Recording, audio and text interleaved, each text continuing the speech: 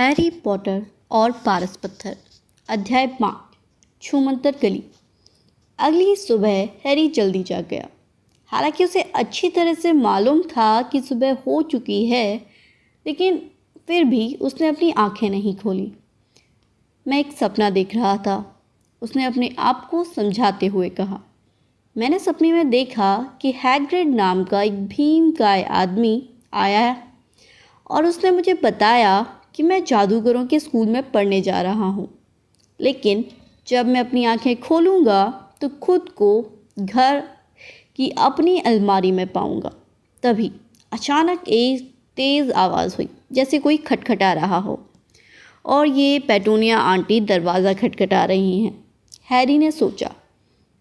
हालांकि उसका दिल डूब रहा था, लेकिन उसने अब भी अपनी आंखें नहीं खोली। कितना अच्छा सपना था। ठक ठक ठक। ठीक है, हैरी बड़बड़ाया, उठता हूँ। वो उठकर खड़ा हो गया और हैग्रिड का भारी कोट उसके ऊपर से गिर गया। झोपड़ी सूरज की रोशनी से भरी हुई थी। तूफान खत्म हो चुका था। सोफे पर हैग्रिड सो रहा था और एक उल्लू अपने बड़े पंजों से खिड़की पर ठक ठक कर रहा था, जिसकी चोंच में एक अखबार दबा हुआ था। हैरी हाथों के बल उठकर खड़ा हुआ। वो इतना खुश था मानो उसके अंदर कोई बड़ा सा गुब्बारा फूल रहा हो। वो सीधा खिड़की तक गया और उसे झटके से खोल दिया। उल्लू छपटकर अंदर आया और उसने हैग्रिड के ऊपर अखबार गिरा दिया, लेकिन हैग्रिड नहीं जागा। उल्लू फर्श पर मंडराने लगा और हैग्रिड के कोट पर हमला करने लगा। ऐसा मत करो। हैरी ने उल्लू को वहाँ से भगाने की कोशिश की, लेकिन उल्लू ने उस पर तेजी से अपनी चोंच मारी और एक बार फिर कोट पर हमला करने लगा। हैग्रिड, हैरी ने ज़ोर से कहा, एक उल्लू है, उसे पैसे दे दो। हैग्रिड सोफे पर पड़े पड़े ही घुरघुराया। क्या? वो अखबार पहुंचाने के बदले में पैसे चाहता है। जेबों में देखो। हैग्रिड के कोट में जैसे जेबों के सिवाय कुछ था ही नहीं। चाबियों के गुच्छे, घोंगे के गोले, धागे की गिट्टियाँ, पेपरमिंट कैंडी, टी बैग्स। आखिरकार हैरी ने मुट्ठी भर अजीब से दिखने वाले सिक्के बाहर निकाले। उसे 5 नट दे दो, हैग्रिड ने नींद भरी आवाज़ में कहा। नट? कांसे के छोटे सिक्के। हैरी ने कांसे के 5 छोटे सिक्के गिने और उल्लू ने अपना पैर बाहर कर दिया ताकि हैरी उन सिक्कों को एक छोटी सी चमड़े की थैली में रख सके जो उसके पैर में बंधी थी। फिर उल्लू खुली खिड़की से बाहर उड़ गया। हैग्रिड तेज़ आवाज़ में जम्हाई लेते हुए खड़ा हुआ और अंगड़ाई लेने लगा। बेहतर होगा कि हम जल्दी निकल दें हैरी, आज बहुत काम करना है। लंदन जाना है, तुम्हारे स्कूल का सब सामान खरीदना है। हैरी जादूगरों के सिक्के को उलट पलट रहा था और उन्हें ध्यान से देख रहा था। तभी उसके मन में एक ऐसा विचार आया जिसने उसके अंदर के खुशी के गुब्बारे से सारी हवा बाहर निकाल दी। अरे हैग्रिड! क्या? अपने भारी भरकम जूते पहनते हुए हैग्रिड बोला। मेरे पास पैसे तो हैं ही नहीं, और आपने वर्नॉन अंकल की बात तो रात को ही सुन ली थी। वे मुझे हॉगवर्ट्स जाने के लिए और जादू सीखने के लिए एक पैसा नहीं देंगे। उसकी चिंता मत करो, हैग्रिड ने खड़े होकर अपना सर खुजाते हुए कहा। तुमने कैसे सोच लिया कि तुम्हारे मम्मी डैडी तुम्हारे लिए कुछ भी नहीं छोड़ गए होंगे? लेकिन उनका घर तो तबाह हो गया था, है ना? वे अपना सोना घर में नहीं रखते थे बेटे। नहीं, हम सबसे पहले ग्रीन गॉड चलेंगे, जादूगरों का बैंक। एक कबाब खाओ। ठंडे होने के बावजूद ये उतने बुरे नहीं थे, और हम तुम्हारे बर्थडे केक के टुकड़े के लिए भी मना नहीं करेंगे। जादूगरों के भी बैंक होते हैं? सिर्फ एक ही है, ग्रीन गॉड। इसे पिशाच चलाते हैं। हैरी जिस कबाब के टुकड़े को पकड़े था वो उसके हाथ से छूट गया। पिशाच? हाँ, और हम तुम्हें बताए देते हैं कि इसे लूटने की कोशिश करने वाला कोई पागल ही होगा। कभी भी पिशाचों से पंगा मत लेना हैरी। किसी चीज़ को सुरक्षित रखने के लिए ग्रीन गॉड दुनिया की सबसे सुरक्षित जगह है, शायद हॉगवर्ट्स को छोड़कर। सच तो ये है कि हम ग्रीनगॉट वैसे भी आना ही था, डम्बलडोर के काम से। हॉगवर्ट्स का काम है। हैग्रिड ने अपने सीने को गर्व से फुला लिया। वे आमतौर पर अपने सारे महत्वपूर्ण काम हम ही से करवाते हैं। तुम्हें लाना, ग्रीनगॉट से सामान निकालना, उन्हें मालूम है कि वे हम पर भरोसा कर सकते हैं। सब चीज़ ले ली? तो फिर चलो। हैरी हैग्रिड के पीछे पीछे चट्टान पर आ गया। अब आसमान बिल्कुल साफ था और समुद्र सूरज की रोशनी में चमक रहा था। वर्नन अंकल जो नाव किराए पर लाए थे, वो अब भी वहीं थी। हालांकि तूफान के कारण उसके पैंदे में बहुत सा पानी भर गया था। आप यहाँ कैसे आए? हैरी ने पूछा, क्योंकि दूसरी नाव कहीं नज़र नहीं आ रही थी। उड़कर आए थे, हैग्रिड ने कहा। उड़कर? हाँ, लेकिन हम लोग इस नाव से वापस चलेंगे। अब तुम हमें मिल गए हो, इसलिए हमारा जादू करना ठीक नहीं रहेगा। वे नाव में बैठ गए।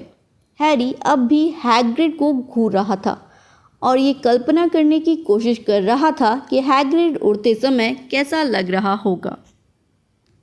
वैसे नाव चलाने में हमें शर्म आती है, हैग्रिड ने एक बार फिर हैरी को कनखियों से देखते हुए कहा। क्या हम नाव को थोड़ा सा तेज़ कर दें ताकि हम जल्दी पहुंच जाएं? बशर्ते तुम इसका जिक्र हॉगवर्ट्स में ना करो। बिल्कुल नहीं करूँगा, हैरी ने कहा, जो जादू के और कमाल देखने के लिए उत्सुक था। हैग्रिड ने अपनी गुलाबी छतरी बाहर निकाली, उसे नाव के किनारे पर 2 बार ठोका और नाव तेजी से किनारे की तरफ चल पड़ी। ग्रीनगॉट को लूटने की कोशिश करना पागलपन क्यों है? हैरी ने पूछा। मंत्र हैं, टोटके हैं, हैग्रिड ने कहा, और ये बोलते समय उसने अपना अखबार खोल लिया। लोग कहते हैं कि भारी सुरक्षा वाली तिजोरियों की रक्षा के लिए वहाँ ड्रैगन भी हैं, और फिर वहाँ रास्ता ढूंढना भी आसान काम नहीं है। ग्रीनगॉट लंदन के सैकड़ों मील नीचे है, अंडरग्राउंड से भी नीचे और गहराई में। अगर आपके हाथ में कुछ लग भी गया तो आप बाहर निकलने की कोशिश में भूखे मर जाएंगे। जब हैग्रिड अपना अखबार दैनिक जादूगर पढ़ रहा था तो हैरी बैठा बैठा इस बारे में सोचता रहा। हैरी ने वर्नन अंकल से सीखा था कि जब लोग अखबार पढ़ते हैं तो उनसे बात नहीं करनी चाहिए, लेकिन चुप रहना बहुत मुश्किल था। जिंदगी में कभी उसके दिमाग में इतने सारे सवाल एक साथ नहीं आए थे। जादू का मंत्रालय हमेशा इस तरह की गड़बड़ कर रहा है, हैग्रिड पेज पलटते हुए बुदबुदाया। क्या जादू का भी मंत्रालय होता है? हैरी अपने आप को रोक पाए इससे पहले ही उसके मुंह से ये निकल गया। हाँ, हैग्रिड ने कहा, सब चाहते थे कि डम्बलडोर मंत्री बन जाएं, लेकिन वे हॉगवर्ट्स छोड़ने को तैयार ही नहीं थे। इसलिए बूढ़े कॉर्नेलियस फज को मंत्री बना दिया गया। दुनिया में उससे बड़ा अनाड़ी नहीं मिलेगा। वो हर रोज़ डम्बलडोर के पास ढेर सारे उल्लुओं की फौज भेज देता है उनसे सलाह मांगने के लिए। लेकिन जादू का मंत्रालय करता क्या है? उनका मुख्य काम है ये देखना कि मगलुओं को पता ना चल जाए कि देश में जादूगर और जादूगरनियाँ हैं। क्यों? हे भगवान, हैरी, हर आदमी चाहेगा कि उसकी समस्या जादू से सुलझ जाए। नहीं, हम इन झंझटों से दूर ही भले। इसी पल नाव बंदरगाह की दीवार से धीमे से टकराई। हैग्रिड ने अखबार मोड़ा और वे पत्थरों की सीढ़ियों से चढ़कर सड़क पर पहुंच गए। जब वे छोटे से कस्बे से होते हुए स्टेशन की तरफ बढ़े तो आसपास से गुजरने वाले लोग उन्हें बुरी तरह से घूर रहे थे। हैरी उन्हें दोष नहीं दे सकता था। न सिर्फ हैग्रिड औरों से दुगना लंबा था, बल्कि वो पार्किंग मीटर जैसे असाधारण चीज़ों को देखकर उनकी तरफ इशारा कर रहा था और ज़ोर से चिल्ला रहा था, देखो हैरी, देखो, इन मगलुओं के दिमाग में भी कहाँ कहाँ से विचार आ जाते हैं। हैग्रिड, हैरी ने हाँफते हुए कहा, क्योंकि हैग्रिड के साथ चलने के लिए उसे भागना पड़ रहा था। क्या सचमुच ग्रीनगॉट में ड्रैगन है? हमने सुना है, हैग्रिड बोला। सच कहें तो हम भी ड्रैगन पालना चाहते थे। आप ड्रैगन पालना चाहते हैं? जब हम बच्चे थे तभी से हमारे मन में ये इच्छा है। लो, हम आ गए। वे लोग स्टेशन पहुंच गए थे। 5 मिनट बाद एक ट्रेन लंदन जाने वाली थी। हैग्रिड को मगलों के पैसे की समझ नहीं थी, इसलिए उसने हैरी को नोट दे दिए ताकि वो उनके लिए टिकट खरीद ले। ट्रेन में लोग उनकी तरफ और भी ज़्यादा घूर रहे थे। हैग्रिड 2 सीटों पर बैठा था और पीले गोल तंबू जैसी कोई चीज़ बुन रहा था। तुम्हारे पास तुम्हारी चिट्ठी है ना हैरी? उसने फंदे गिनते हुए पूछा। हैरी ने लिफाफों को अपनी जेब से बाहर निकाला। ठीक है, हैग्रिड ने कहा, इसमें वो सारा सामान लिखा है जिसकी तुम्हें ज़रूरत है। हैरी ने कागज़ के दूसरे टुकड़े को खोलकर देखा, जिसे उसने पिछली रात को नहीं पढ़ा था। इसमें लिखा था, हॉगवर्ट्स जादूगरी और तंत्र का विद्यालय, यूनिफॉर्म। फर्स्ट ईयर के बच्चों को इन चीज़ों की ज़रूरत होगी। 3 जोड़ी काम करने के सादे साले काले, 1 सादी नुकीली टोपी काली दिन में पहनने के लिए, 1 जोड़ी सुरक्षा दस्ताने ड्रैगन के चमड़े के या इससे मिलते जुलते, 1 चोगा चाड़े में पहनने के लिए काला सफ़ेद डोरी वाला। कृपया ध्यान रखें कि सभी विद्यार्थियों के कपड़ों पर उनका नाम टैग होना चाहिए। कोर्स की किताबें, सभी विद्यार्थियों को नीचे लिखी गई किताबों की एक प्रति लानी होगी।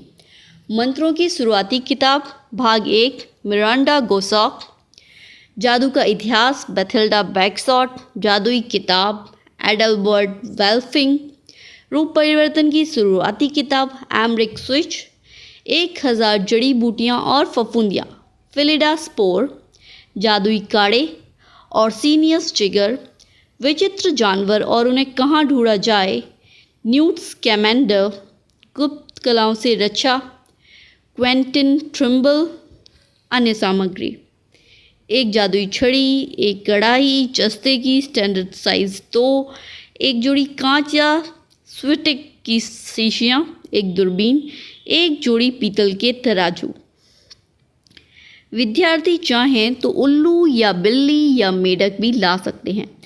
विद्यार्थियों के माता पिता ध्यान रखें कि फर्स्ट ईयर के बच्चों को जादुई झाड़ू लाने की इजाज़त नहीं है। क्या ये सब हमें लंदन में मिल जाएगा? हैरी ने हैरान होकर पूछा। हाँ, लेकिन आपको सही जगह मालूम हो, हैग्रिड ने कहा। हैरी पहले कभी लंदन नहीं आया था। हालांकि हैग्रिड को मालूम था कि उसे कहाँ जाना है, लेकिन जाहिर था उसे आम तरीके से जाने की आदत नहीं थी। वो प्लेटफॉर्म पर टिकट बैरियर में फंस गया और हल्ला मचाने लगा कि मगलुओं की सीटें बहुत छोटी होती हैं और उनकी ट्रेनें भी बहुत धीमी गति से चलती हैं। हम नहीं जानते कि जादू के बिना मगलुओं का काम कैसे चलता है।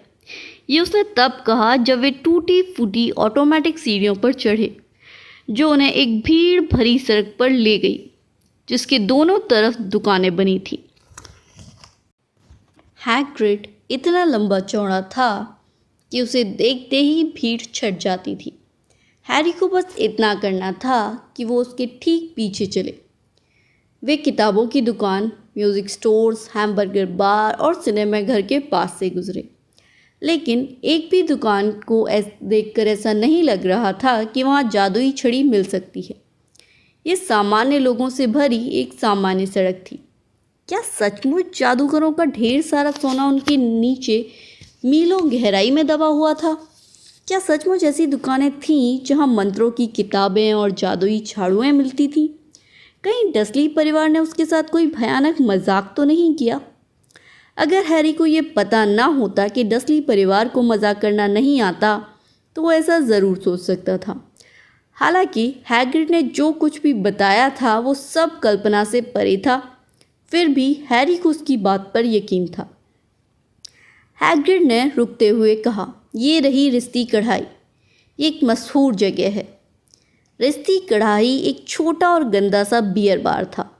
अगर हैग्रिड ने उसकी तरफ इशारा ना किया होता तो हैरी उसे देख ही नहीं पाता। आसपास से तेज़ी से गुजरते हुए लोग उसकी तरफ नहीं देख रहे थे। उनकी निगाहें तो इस तरफ की किताबों की बड़ी दुकान से उस तरफ के रिकॉर्ड शॉप तक सीधी जा रही थी, जैसे उन्हें रिश्ती कढ़ाई नज़र ही नहीं आ रही हो। दरअसल हैरी को ये एक अजीब एहसास हो रहा था कि ये सिर्फ उसे और हैग्रिड को ही दिख रही थी। इससे पहले कि वो ये कह पाए, हैग्रिड उसे खींचकर अंदर ले गया। मशहूर जगह के हिसाब से यहाँ कुछ ज़्यादा ही अंधेरा और गंदगी थी। कुछ बूढ़ी महिलाएं एक कोने में बैठकर छोटे गिलासों में सेड़ी पी रही थीं। उनमें से एक लंबा पाइप पी रही थी। ऊंची टोपी पहने एक नाटा आदमी बूढ़े मैनेजर से बात कर रहा था, जो काफ़ी गंजा था और किसी पिलपिले अखरोट की तरह दिख रहा था। जब वे अंदर घुसे तो बातचीत की आवाज़ें थम गई। लगता था वहाँ सब लोग हैग्रिड को जानते थे। उन लोगों ने उसकी तरफ देखकर हाथ हिलाया और मुस्कुराए। मैनेजर ने गिलास की तरफ हाथ बढ़ाया और पूछा, हैग्रिड, हमेशा वाला ही पियोगे ना? नहीं पी सकते टॉम, हम हॉगवर्ट्स के काम से आए हैं। हैग्रिड ने हैरी के कंधे पर अपना भारी भरकम हाथ ठोकते हुए कहा, जिसके वजन से हैरी के घुटने झुक गए। हे भगवान, मैनेजर ने हैरी की तरफ देखते हुए कहा, क्या ये ऐसा हो सकता है? रिश्ती कढ़ाई अचानक पूरी तरह शांत और खामोश हो गई। भगवान भला करे, बूढ़ा मैनेजर बोला।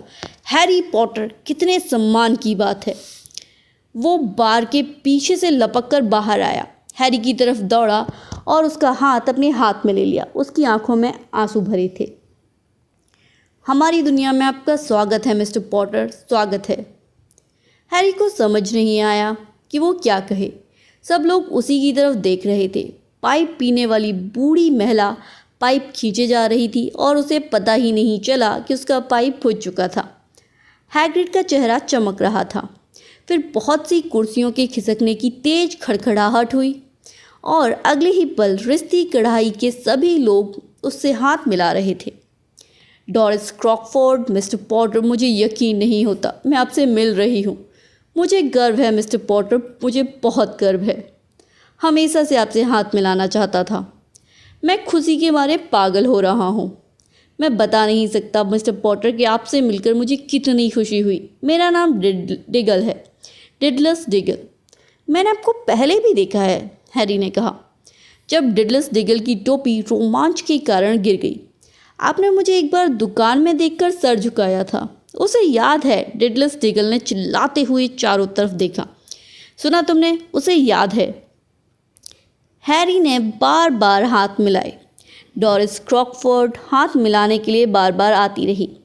एक पीला सा युवक रास्ता बनाते हुए आगे आया। वो बहुत घबराया सा दिख रहा था। उसकी एक आंख फड़क रही थी। प्रोफेसर क्विरल, हैग्रिड ने कहा। हैरी, प्रोफेसर क्विरल हॉगवर्ट्स में तुम्हारे टीचर होंगे। पॉटर, प्रोफेसर क्विरल ने हकलाते हुए कहा और उन्होंने हैरी का हाथ कसकर पकड़ लिया। बता नहीं सकता मैं आपसे मिलकर कितना खुश हूँ। आप किस तरह का जादू सिखाते हैं प्रोफेसर क्विरल? गुप्त कलाओं से रक्षा, प्रोफेसर क्विरल ने फुसफुसाते हुए कहा, जैसे वे इस बारे में सोचना ही नहीं चाहते हों। वैसे तुम्हें इसे सीखने की क्या ज़रूरत है ना पॉटर? वे घबराहट में हंसे। मुझे लगता है तुम अपना सा सामान लेने आए होंगे, है ना? मुझे भी खून चूसने वाले भूतों पर एक नई किताब खरीदनी है। वे इस विचार से ही आतंकित दिख रहे थे। लेकिन दूसरे लोग ये सहन नहीं कर पा रहे थे कि प्रोफेसर क्विरल हैरी पर कब्जा किए रहें। उन सब से पीछा छुड़ाने में लगभग 10 मिनट लग गए। आखिरकार हैग्रिड ने अपनी आवाज़ शोरगुल से ऊंची करने में सफलता पाई। अब चलना चाहिए, बहुत सारा सामान खरीदना है। चलो हैरी। डोरिस क्रॉकफोर्ड ने हैरी से आखिरी बार हाथ मिलाया और हैग्रिड हैरी को बार के अंदर ले गया। अंदर दीवारों से घिरा एक छोटा सा अहाता था, जहाँ एक कूड़ेदान और कुछ जंगली पौधों के सिवाय कुछ भी नहीं था। हमने तुमसे कहा था कि तुम मशहूर हो। यहाँ तक कि प्रोफेसर क्विरल भी तुमसे मिलते समय कांप रहे थे। वैसे ये समझ लो कि वो हमेशा ही कांपते रहते हैं। क्या वे हमेशा ही इतने घबराए रहते हैं? हाँ, बेचारे, बहुत तेज़ दिमाग था। जब तक वे किताबों से पढ़ते रहे तब तक बिल्कुल ठीक ठाक थे, लेकिन फिर उन्होंने असली अनुभव लेने के लिए 1 साल की छुट्टी ली। लोग कहते हैं कि वे काले जंगल में खून चूसने वाले भूतों से मिले और एक चुड़ैल के कारण उन्हें बहुत मुश्किल आई।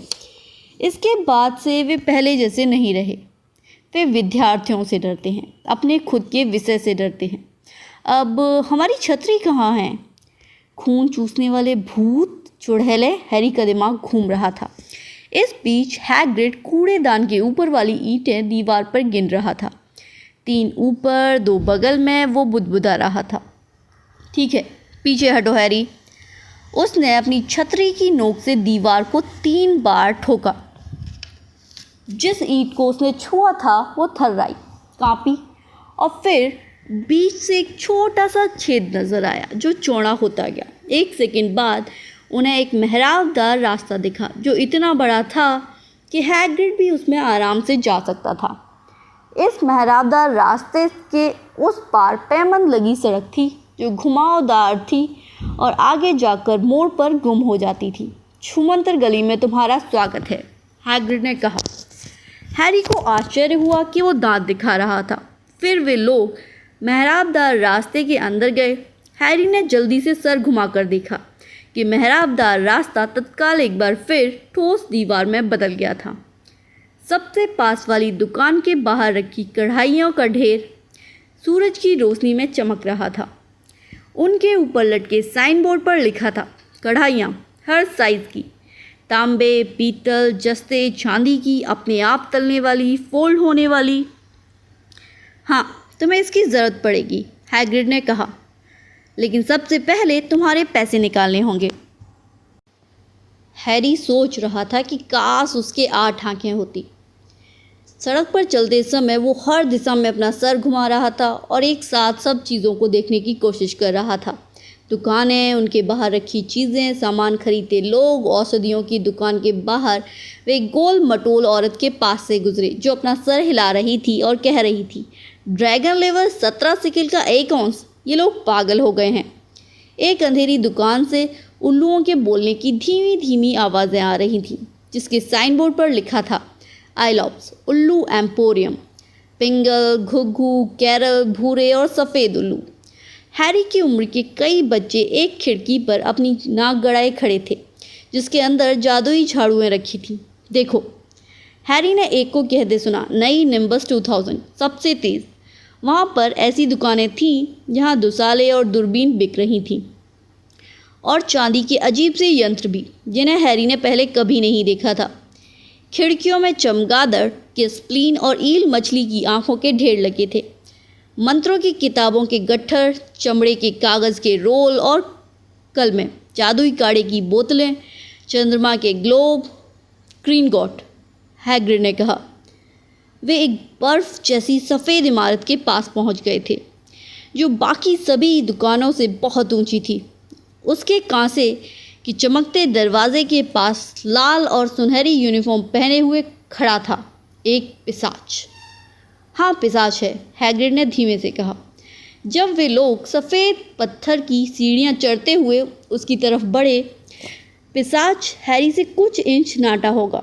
उसका चेहरा सांवला और चालाक सा था। उसकी दाढ़ी नुकीली थी और हैरी ने देखा कि उसकी उंगलियां और पैर बहुत लंबे थे। जब वे लोग अंदर घुसने लगे तो उसने सर झुकाकर उनका अभिवादन किया। अब उनके सामने एक और दरवाज़ा था जो चांदी का था और उस पर लिखा था ये शब्द, अंदर आइए अजनबी, लेकिन ध्यान रखिए आप, लालच होता है महापाप, क्योंकि वे लोग जो योग्य नहीं होते हैं फिर भी हैं लेते, वे वक्त आने पर उसकी बहुत बड़ी कीमत है देते। इसलिए अगर आप खोज रहे हो हमारे फ़र्श के नीचे वो खजाना जो आपका नहीं है, न आगे न पीछे, तो चोर महाशय आपको चेतावनी दे दी गई है, रहना सावधान। आपको खजाना ही नहीं कुछ और भी मिलेगा, इसका रखना ध्यान। जैसा हमने कहा था, इसे लूटने की कोशिश करना पागलपन होगा, हैग्रिड ने कहा। जब वे चांदी के दरवाजे से अंदर जा रहे थे तो पिशाचों की एक जोड़ी ने उन्हें सलाम किया और अब वे संगमरमर के एक बड़े हॉल में थे। 100 से भी अधिक पिशाच एक लंबे काउंटर के पीछे ऊंचे स्टूल पर बैठकर मोटे मोटे लेज़रों से लिख रहे थे, पीतल के तराजुओं में सिक्के तौल रहे थे, आंखों पर लेंस लगाकर कीमती रत्नों की जांच कर रहे थे। हॉल से बाहर जाने वाले दरवाजे इतने सारे थे कि उन्हें गिना नहीं जा सकता था। बहुत से पिशाच वहाँ पर खड़े थे और दरवाजे से आने जाने में लोगों को मदद कर रहे थे। हैग्रिड और हैरी काउंटर की तरफ बढ़े। गुड मॉर्निंग, हैग्रिड ने खाली बैठे पिशाच से कहा। हम लोग मिस्टर हैरी पॉटर की तिजोरी से पैसा निकालना चाहते हैं। आपके पास उनकी चाबी है सर? यहीं कहीं पर होगी, हैग्रिड ने कहा और फिर अपनी जेब का सामान काउंटर पर खाली करने लगा। ऐसा करते समय कुत्ते के फफूंद लगे कुछ बिस्कुट पिशाच के रजिस्टर पर गिर गए। पिशाच ने अपनी नाक सिकोड़ी। हैरी ने देखा कि उनकी दाईं तरफ बैठा पिशाच मणिकों का ढेर तौल रहा था जो दहकते हुए अंगारों जितने बड़े थे। मिल गई, हैग्रिड ने कहा। उसके हाथ में एक छोटी सुनहरी चाबी थी। पिशाच ने इसे करीब ले जाकर ध्यान से देखा। ये ठीक दिख रही है और हम प्रोफेसर डम्बलडोर की चिट्ठी भी लाए हैं, हैग्रिड ने अपने आप को महत्वपूर्ण दिखाते हुए कहा। ये उसके बारे में है जिसे आप जानते हैं, तिजोरी नंबर 713। पिशाच ने उस पत्र को बहुत ध्यान से पढ़ा। बहुत अच्छा, उसने हैग्रिड को पत्र वापस करते हुए कहा। मैं आपके साथ किसी को भेज देता हूँ जो आपको इन दोनों तिजोरियों तक ले जाएगा। ग्रिपहोक एक और पिशाच था। हैग्रिड ने जब कुत्ते के सभी बिस्कुट एक बार फिर से अपनी जेब में भर लिए तो इसके बाद वो और हैरी ग्रिपहोक के पीछे पीछे हॉल से बाहर जाने वाले एक दरवाजे की तरफ बढ़े। तिजोरी नंबर 713 में वो क्या है जिसे आप जानते हैं? हैरी ने पूछा। तुम्हें नहीं बता सकते, हैग्रिड ने रहस्यमय आवाज़ में कहा। एकदम खुफिया है, हॉगवर्ट्स का काम है। डम्बलडोर ने हम पे भरोसा किया है। तुम्हें बताने का मतलब है अपनी नौकरी गंवाना। ग्रिपहोक ने उनके लिए दरवाज़ा खोला। हैरी उम्मीद कर रहा था कि यहाँ भी संगमरमर का फर्श होगा, लेकिन उसे हैरानी हुई कि वे लोग पत्थर के एक सकरे से गलियारे में थे जिसमें जलती मसालों से रोशनी हो रही थी। गलियारे में नीचे की तरफ सीधी ढलान थी और फर्श पर छोटी छोटी पटरियाँ बिछी थीं। ग्रिपहोक ने सीटी बजाई और एक छोटी सी गाड़ी पटरियों पर धड़धड़ाती हुई उनकी तरफ आ गई। वे उसमें चढ़े। हैग्रिड थोड़ी दिक्कत से चढ़ पाया और वे चल दिए। पहले तो वे सिर्फ घुमावदार गलियारों की भूल भुलैया में ही इधर से उधर घूमते रहे। हैरी ने रास्ता याद रखने की कोशिश की।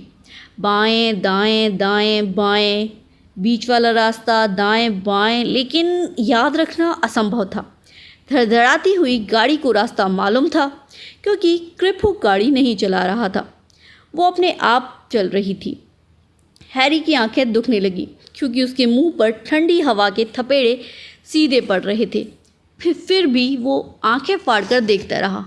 एक बार तो उसे लगा जैसे गलियारे के मोड़ पर उसे आग का गोला दिखाई दिया और वो ये देखने के लिए मुड़ा कि क्या ये ड्रैगन था, लेकिन बहुत देर हो चुकी थी। वे लोग और गहराई में उतरते चले गए।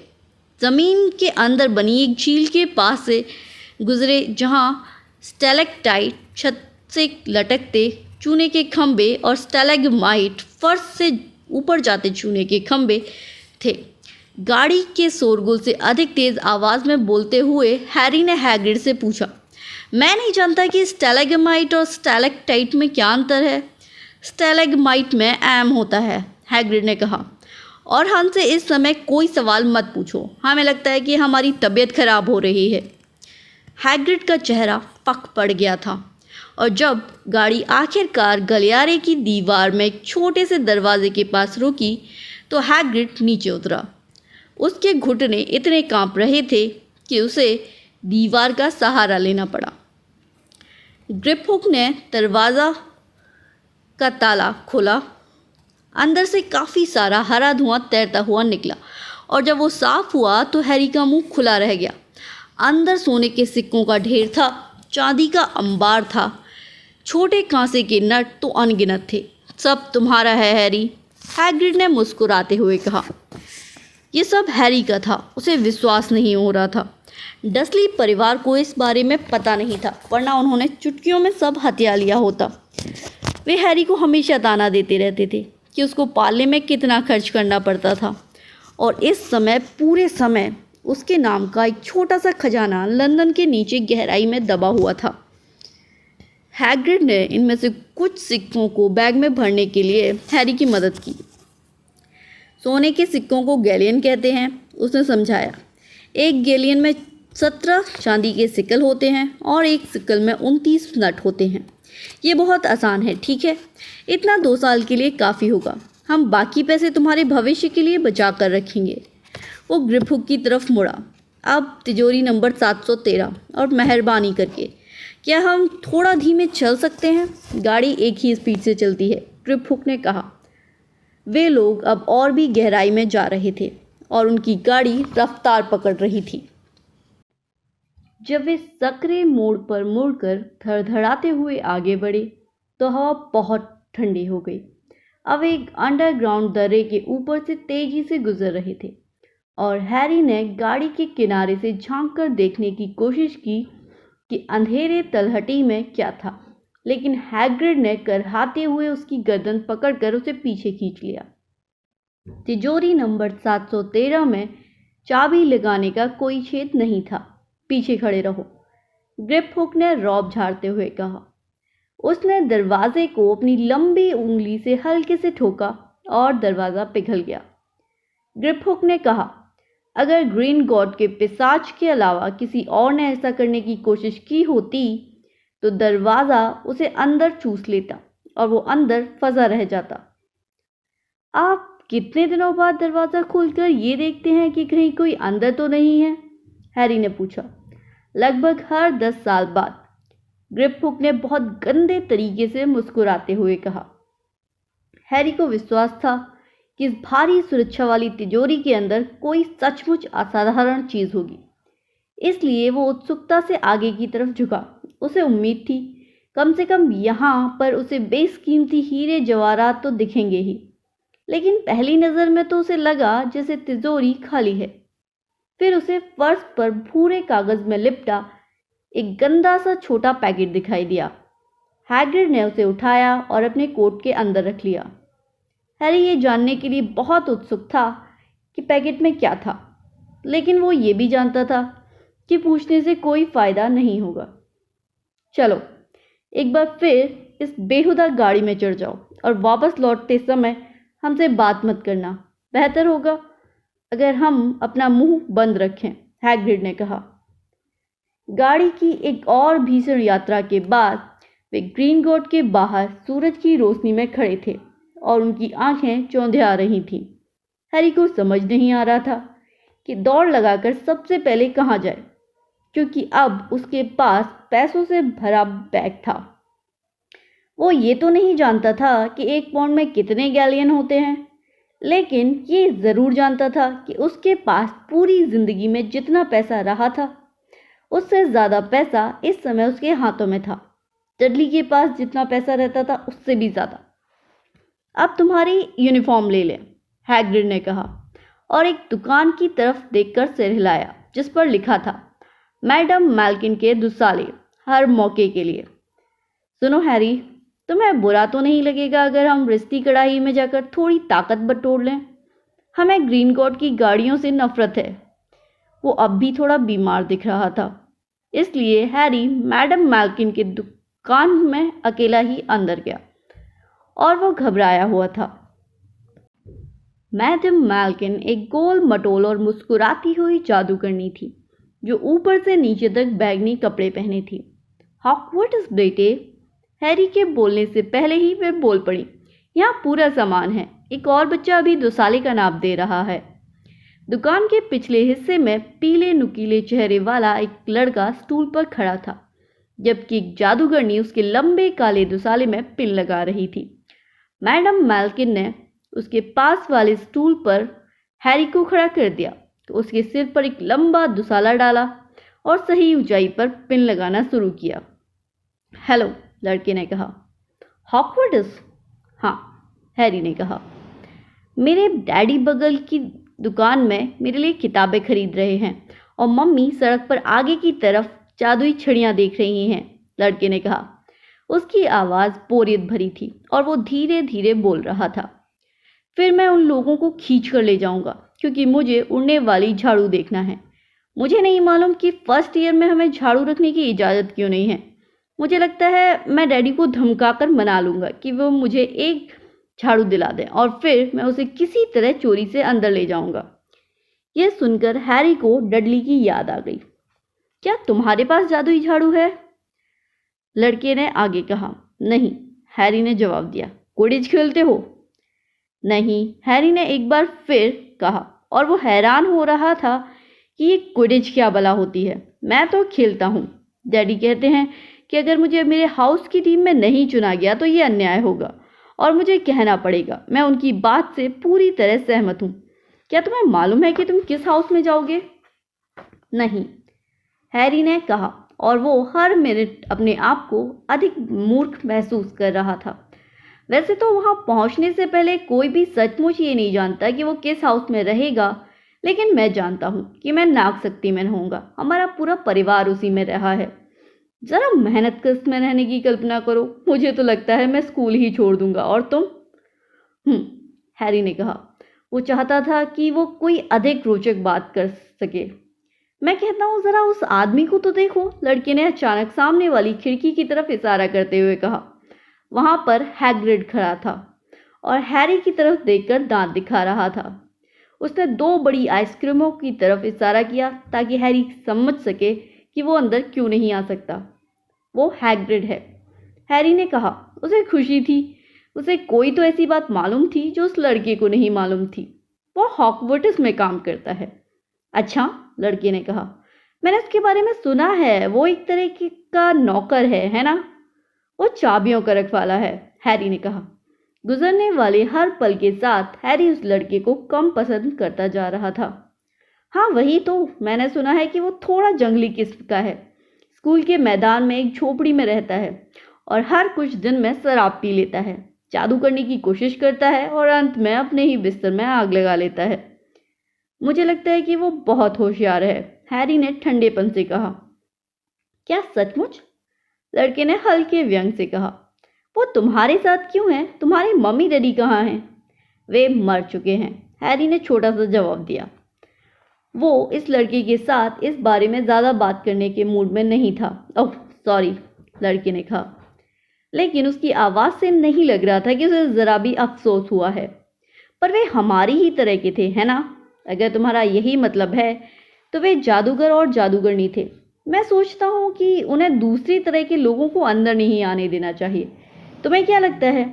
वे लोग हमारी तरह के नहीं होते। उन लोगों को इस तरह नहीं पाला जाता कि उन्हें हमारे तौर तरीकों की जानकारी रहे।